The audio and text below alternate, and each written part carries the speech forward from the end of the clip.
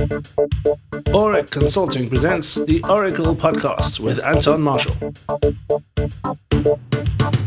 Hello and welcome to the Oracle Podcast. My name is Anton Marshall. Today on the line we have a special guest, someone I speak to every now and again. His name's David Chislett, and he's a South African writer who's now living the hippie life, the backpacker life out in Europe. How are you doing, David?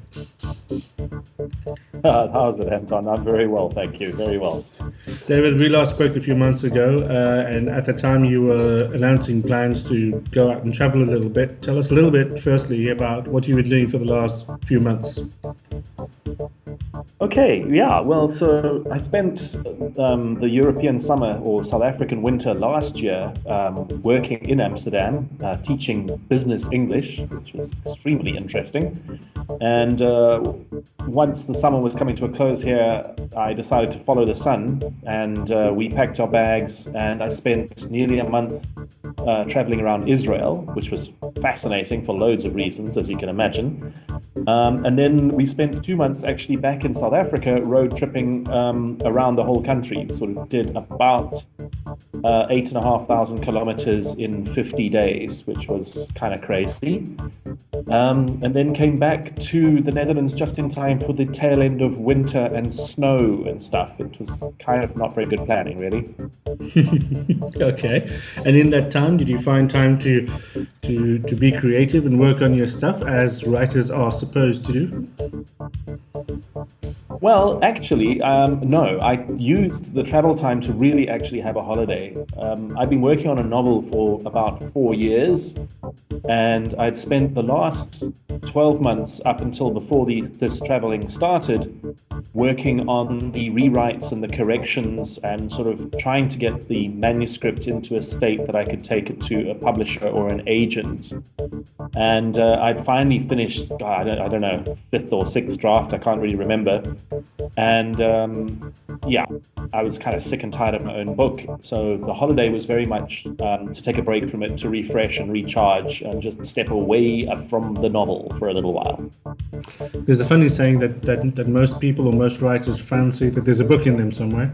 But I'm quite interested to find out from you, given what you just said about, at some point you've gotten sick of your own book, and says, what's the kind of mental space that you need to prepare yourself for when taking on a novel? I mean, it's not your first sort of trip around the block, so to speak.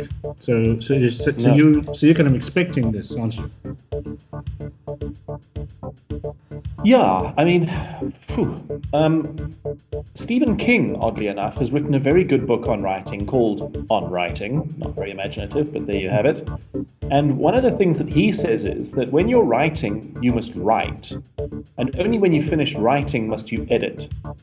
So his advice to any writer, and I follow this quite closely, is that I very much am focused on generating the body of work first. Then I would kind of put that away for up to 3, maybe even 6 months, and only come back and start the editing process when I have enough emotional distance from the work to be able to actually see the mistakes, to see what doesn't work, as opposed to just re-emotionally engaging with my characters and what I was trying to do. So, you've got to be prepared for that.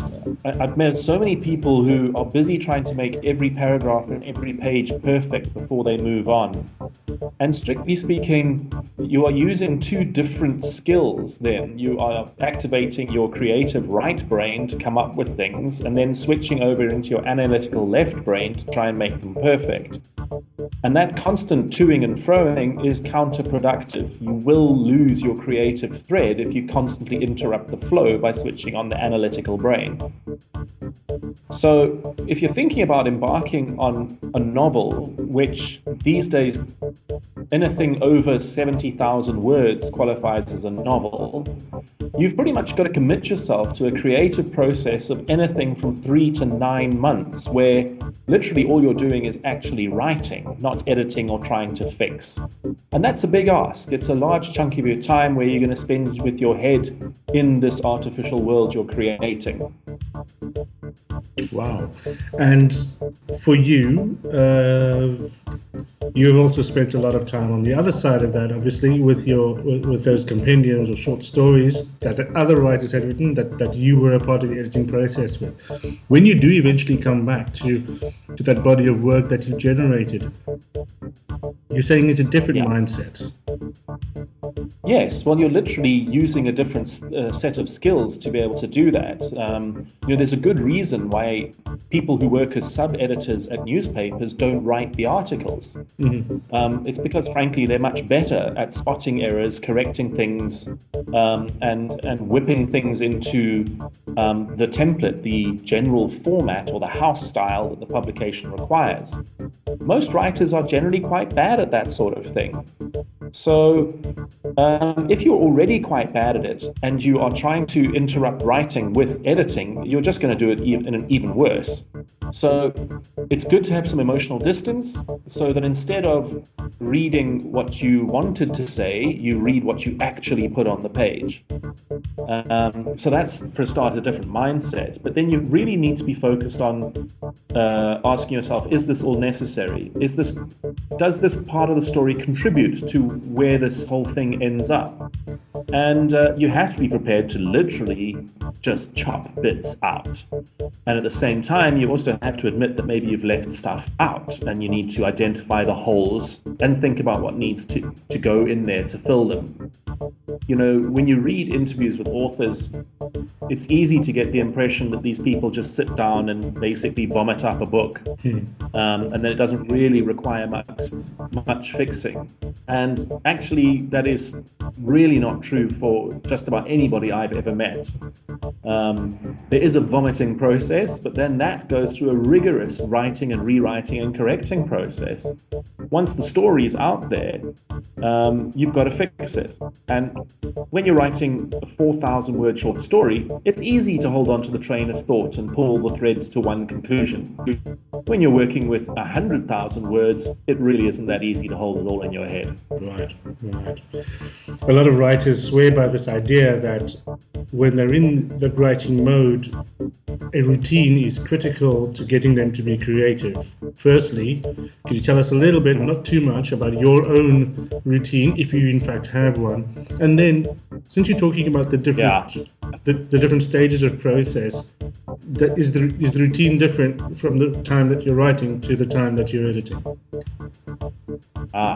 Well, to answer the first one the second one first, I'm a morning person and I like to get up really early, and for me that's just a time when I just don't get interrupted. So I write or edit at the same time, and it's generally early in the morning before everybody else is getting up and getting ready to go to work. So what I would pretty much do is stick to a routine. In other words, I would decide on a start time, say 6:30 in the morning, and I would make sure that I'm at my computer with a cup of tea at that time, and I will stay in that chair for at least an hour, regardless of whether I write what I think is good or whether it's bad or whether I end up playing solitaire. Because a lot of this stuff is a bit like Pavlov's dog. Instead of ring bell dogs salivates, it needs to be bum hits seat, man writes. And it's getting into a habit. If you train yourself that in this environment at this time of day, this is what happens, after 2 weeks you will start to just do it. It's like going to gym. The first 2 weeks are absolute hell, and after that you get into the flow if you stick to it. And for me, that's how routine functions in a creative environment. It creates a safe space within which you can then get creative. If you're switching yourself on and off at different times, you're not really giving your creativity much opportunity to pick up where it left off last time, because it first of all has to find where it is. So I'm a big believer in routine, and I really, same place, same time, doing one task is very much how I prefer to work. But people are different. It doesn't work for everyone. Right. Finally, just for this particular chat that we're having, you say you're on a 6th draft or so now. What's your advice for the writers out there? When is the work done? The work's done when your editor tells you the work's done. Apparently a lot of writers spend an awful lot of time refining their craft. I've never been that kind of a writer. I'm much more about telling the story, and then someone else has to tell me to go back and refine my craft because I can't spell and I'm useless with commas. So for me, I'm much more interested in, and I like playing with the notion of telling the story, of playing with the words, of doing that part. And I'm really not all that excited about having to go back and correct my mistakes. I really have to be whipped and beaten into doing that. So as far as I'm concerned, my first draft is the finished article. But of course, I've learned over the years that that's rubbish, which is why I say it's finished when your editor says it's finished. When someone else who knows what a publisher's looking for, who knows what a reader's going to be able to make sense of, looks over your stuff and says, yeah, we've caught all the bad stuff. You actually, what you were trying to say is now obvious. That's good. Let's go see if we can find a deal.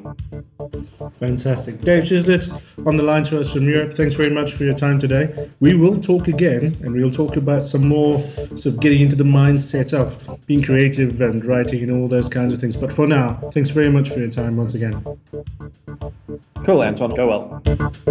You have been listening to the Oracle Podcast, brought to you by Ore Consulting, www.oreconsulting.co.za.